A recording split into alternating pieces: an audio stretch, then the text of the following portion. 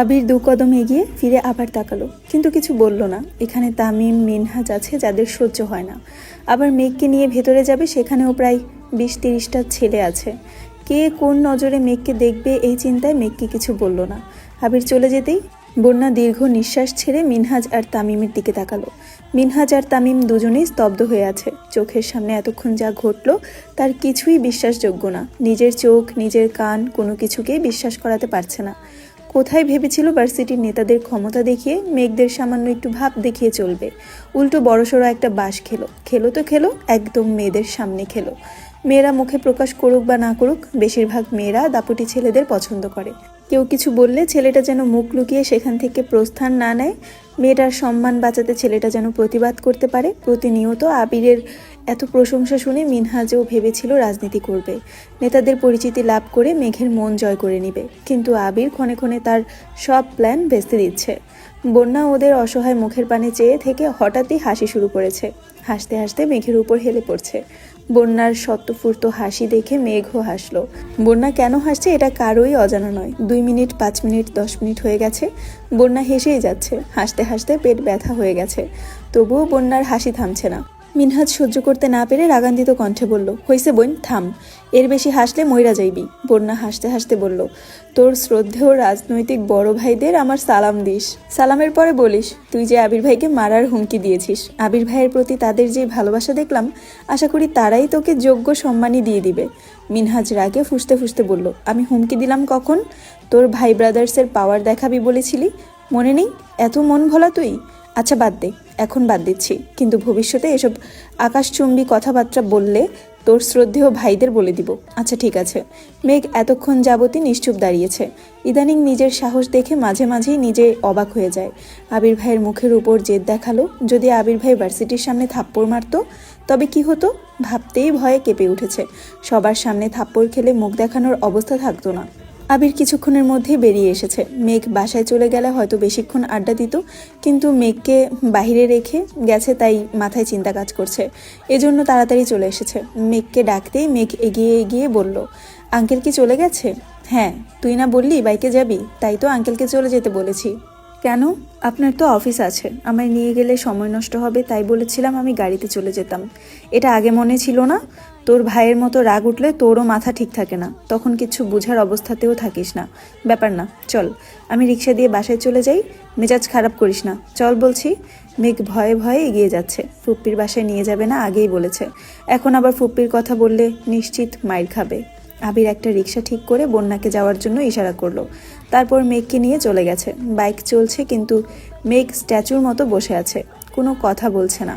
আবির street food দেখে কয়েকবার জিজ্ঞাসা করেছে খাবে কিনা। মেঘ শুধু না করেই যাচ্ছে। অবশেষে একটা ফুচকার দোকান দেখে বাইক থামলো। আবির শীতল কণ্ঠে বলল, মাথাটা বোধহয় এখনো ঠান্ডা হয়নি, ফুচকা খেলে নিশ্চয়ই মাথা ঠান্ডা হবে। মেঘ মাথা নিচু করে বলল, আমি ফুচকা খাবো না। আমি মনে হয় ভুল শুনলাম। মেঘ ঠান্ডা অথচ শক্ত কণ্ঠে বলল, আপনি ঠিকই শুনেছেন, আমি খাবো না ফুচকা। আবির হেসে বলল, তাকা আমার দিকে। মেঘ ধীর গতিতে চোখ তুলল, তাকালো আবিরের চোখের দিকে। আবিরের তীক্ষ্ণ দৃষ্টিতে চেয়ে মোলায়েম কণ্ঠে শুধালো, ম্যাম আপনি সত্যি সত্যি ফুচকা খাবেন না? আবিরের হাব ভাব দেখে মেঘ না চাইতেই হেসে ফেলল। সে আবিরের ভয়ে ফুচকা খাবে না বলেছিল, কিন্তু আবিরই তাকে বারবার উস্কাচ্ছে। মেঘ আবিরের মুখের পানে চেয়ে মনে মনে ভাবছে, আপনার মধ্যে কি এমন স্পেশাল গুণ আছে যা ক্ষণিকের ব্যবধানে রাগকে ভয়ে আবার ভয়কে জয়ে পরিণত করতে সক্ষম? আবির ভ্রু নাচাতেই মেঘ মৃদু হাসল। ফুচকা অর্ডার দিয়ে বসে আছে। আবির মেঘকে দেখছে, আবার আশেপাশে তাকাচ্ছে। আবির হঠাৎই মুচকি হেসে বলল, তোকে আজ অনেক বেশি কিউট লাগছে। মেঘ চোখ গোল গোল করে তাকালো, গলায় শ্বাস আটকে গেছে। ঠিক শুনছে নাকি ভুল? আবির ভাই মেঘকে কিউট বলছে, ভাবা যায়? মেঘ লজ্জায় আড়ষ্ট হয়ে যাচ্ছে, তবুও স্বাভাবিক থাকার খুব চেষ্টা করছে।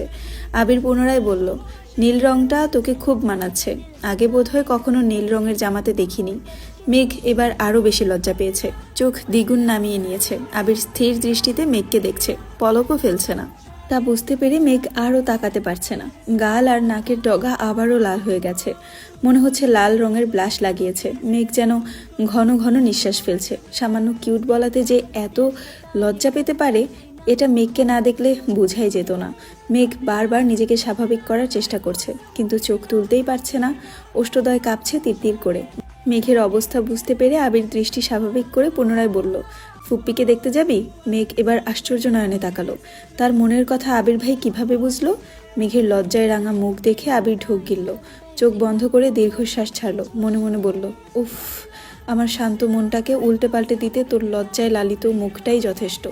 তোকে এভাবে দেখলে বউ বউ ফিল পাই। কবে তোকে আমার করে পাবো? অপেক্ষার প্রহর যে ফুরাই না। মেঘ উত্তেজিত কণ্ঠে বলল, আপনি কিভাবে বুঝলেন আমি ফুপ্পির সাথে দেখা করতে চাই? তুই তো বলেছিলি। আমি সেই কবে বলেছিলাম, তা কি এখনো মনে আছে?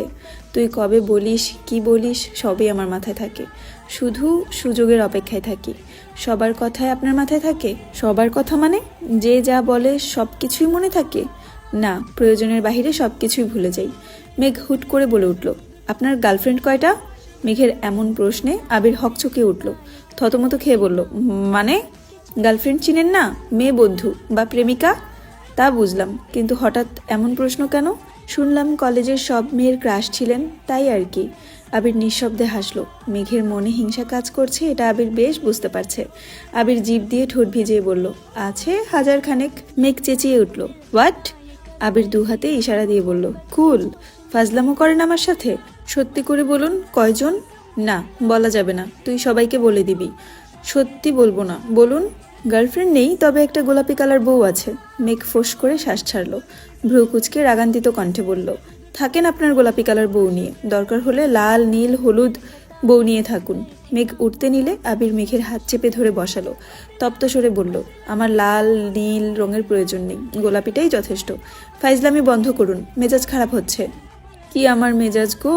তাও আবার একটু পরপর খারাপ হয়। আচ্ছা ঠিক আছে, বন্ধ করলাম। তুইও আমায় এমন প্রশ্ন করবি না। করলাম না এমন প্রশ্ন। ফুচকা খেয়ে শেষ করে আবিরের সঙ্গে ফুপ্পির বাসায় এসেছে। ফুপ্পি মেঘকে দেখে ভীষণ খুশি হয়েছে, সেই সঙ্গে বাসার সকলেই খুশি হয়েছে। আবির মেঘকে দূরে সরিয়ে রাখে বলে আবিরকে সবাই সবসময় বকা দেয়। ফুপ্পি তো বকেন, উল্টাপাল্টা কথা বললে মাঝে মাঝে গাঁটটাও দেন। মেঘ ফুপ্পিকে জড়িয়ে ধরে কান্না শুরু করে দিয়েছে। মেঘের কান্না দেখে ফুপ্পিও কাঁদছেন। মেয়ে মানুষের মায়া একটু বেশিই থাকে। ফুপ্পির কথা মেঘ যেদিন শুনেছে তারপর থেকে প্রতি রাতেই ফুপ্পির কথা মনে করে মন খারাপ করে। কখনো কখনো কান্নাও করে। মাঝে মাঝে ভাবে, আব্বু, বড় আব্বু রাতে কিভাবে ঘুমান? ওনাদের কি বোনের কথা মনে হয় না? মেয়েদের কান্না দেখে আবির ভারী কণ্ঠে বলল, তোমাদের চোখের পানিতেই 2 দিন পর পর রাস্তাঘাটে পানি জমে যায়। এভাবে কান্নাকাটি করো বলেই মেঘকে নিয়ে আসি না। আজকেও যদি কাঁদো তাহলে আর কখনোই নিয়ে আসবো না। দুজনের কান্নাই কমে এসেছে। আইরিন মজার ছলে বলল, ওদের কান্নায় যদি রাস্তায় পানি উঠে, তোমার কান্নার কারণে নিশ্চয়ই বাংলাদেশ বন্যা হয়। আবির গম্ভীর কণ্ঠে বলল, সামনের বন্যায় তোকে ভাসাইয়া দিবনে। আমি সাঁতার পারি। তাহলে তো আরো ভালো, সাঁতার কেটে শ্বশুর বাড়িতে যাবি, আবার বাপের বাড়িতে আসবি। কিসের শ্বশুর বাড়ি? কার শ্বশুর বাড়ি? আবির ফুপ্পিকে উদ্দেশ্য করে বলল, ফুপ্পি, তোমার মেয়ের জন্য ছেলে দেখা শুরু করেছি। এই বর্ষার আগেই বিয়ে দিয়ে দিব। আইরিন আর্তনাদ করে ওঠে, না, কিসের বিয়ে? নিজের বিয়ের খবর নেই, আমার বিয়ের পিছনে লাগছো। তুমি আগে বিয়ে করো। হ্যালো, আসসালামু আলাইকুম এভরিওয়ান। আমি জান্নাত রহমান আপনাদেরকে আমি তো ভালোবাসি তোকে গল্পের 117তম পর্ব পড়ে শোনাচ্ছি, যেটা লেখিকা হচ্ছে সালমা চৌধুরী। আমার কণ্ঠে গল্পটি ভালো লাগলে অবশ্যই শেয়ার করে দিবেন এবং লাইক কমেন্ট করে আমাকে ইন্সপায়ার করবেন। ফলো দিয়ে পাশে থাকবেন যাতে করে নেক্সট পর্ব সবার আগে আপনাদের কাছে পৌঁছায়। সবাই ভালো থাকবেন, সুস্থ থাকবেন। আল্লাহ হাফেজ।